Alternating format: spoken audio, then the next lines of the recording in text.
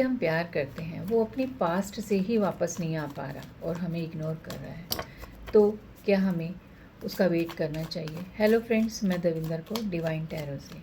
तो आज देखते हैं कार्ड्स क्या बोलते हैं। ये एक जनरल रीडिंग है और सबके लिए रीडिंग है, सभी डेट ऑफ बर्थ के लिए। जिसके साथ ये सिचुएशन चल रही है उसके लिए ये बहुत अच्छा सटीक काम करेगी। तो देखते हैं कि कार्ड्स हमें क्या बोलते हैं कि जिसके लिए हम इंतज़ार कर रहे हैं हमें करना चाहिए या नहीं करना चाहिए। आप बार बार उस पर्सन के लिए वेट कर रहे हो, आगे बढ़ते हो, पार्टनर अच्छा मिल रहा है आपको, लेकिन उसके बावजूद भी आपको ऐसा लगता है कि नहीं वो वापस आ सकता है और आप उसके ख्यालों में खो जाते हो। होता क्या है कि 2 मंथ के बाद या 3 मंथ के बाद वो आपके पास वापस आ जाता है और उस टाइम पीरियड में आपकी लाइफ में कोई और आ चुका होता है, लेकिन जैसे ही वो वापस आता है तो आप कंफ्यूज हो जाते हो कि मुझे क्या करना है। और जो पार्टनर आपकी लाइफ में इस वक्त आया है आप उसको इग्नोर करना शुरू कर देते हो।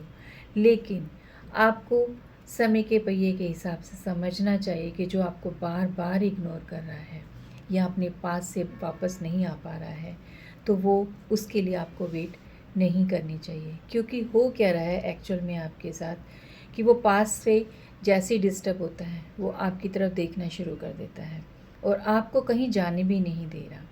इसलिए और कहीं ना कहीं आपके ऊपर पूरी नज़र रखे हुए है, यानी कि आप किससे बात करते हो, कैसे रहते हो, उसे हर इन्फॉर्मेशन होती है, चाहे आप उसकी लाइफ में भी हो या नहीं हो।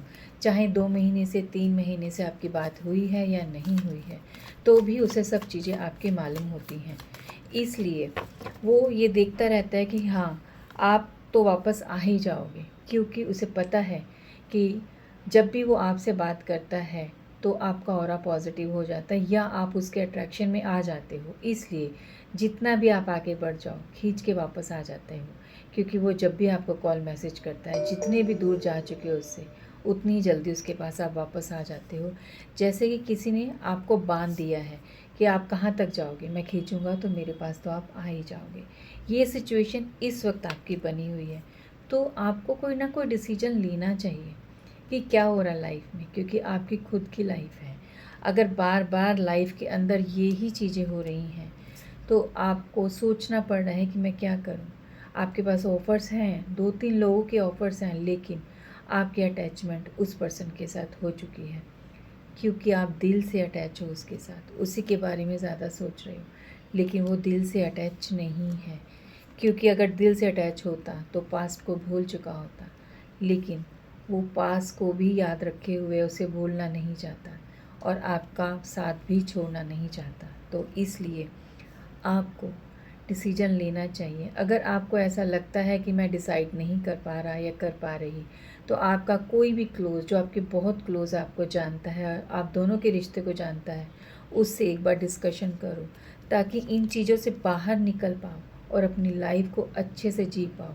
क्योंकि फ्यूचर आपकी वेट कर रहा है। आपने अपने आप को खुद ही स्टक किया हुआ है उन चीज़ों के अंदर और बाहर नहीं आ पा रहे हो। इसलिए वेट आपको करनी है और सोचना आपको है, क्योंकि आपकी लाइफ है। या तो ये हो कि वो पर्सन एक बार ऐसे करके गया या 2 बार ऐसे करके गया, नहीं, वो पर्सन बार बार आपके साथ ऐसे कर रहा है और फिर आप स्टक हो जाते हो। अब वो टाइम पीरियड है कि आपको एक्शन लेना चाहिए, आपको डिसीजन लेना चाहिए कि आपको आगे बढ़ना है, क्योंकि आपका भी फ्यूचर है, आपकी भी शादी है, आप अपना आगे अच्छा पार्टनर ढूंढ रहे हो। तो इसलिए आपको अब उन चीज़ों में स्टक नहीं होना है। मानती हूँ पसंद करते हो, लेकिन स्टक नहीं होना। आपके बहुत रास्ते खुले हुए हैं, आपको आगे बढ़ना चाहिए। आपकी लाइफ में बहुत अच्छा पार्टनर आगे है जो आपकी वेट कर रहा है। जैसे आप उस पर्सन की वेट कर रहे हो, आपकी लाइफ में भी कोई है जिसके साथ आप अटैच हो गए थे जब वो नहीं था। आज वो आपकी वेट कर रहा है और आप किसी और की। तो आपको डिसीजन लेना चाहिए कि आपको समझने वाला पार्टनर है आपके पास। तो उन पुरानी चीज़ों को, उस पार्टनर को आपको लेट गो करना चाहिए। ये आपको सिर उठाकर चलने नहीं दे रहा है, आपको डिसीजन नहीं लेने दे रहा है, आपको अकेलापन फील हो रहा है, इसलिए लेट गो करो और आगे बढ़ो, क्योंकि आगे आपका फ्यूचर बहुत अच्छा दिख रहा है और आपको ये डिसीजन लेना चाहिए। तो इसलिए आपको सोचना चाहिए इस रिश्ते के बारे में। अगर आपको ये मेरी वीडियो अच्छी लगी तो लाइक सब्सक्राइब ज़रूर कीजिएगा। धन्यवाद।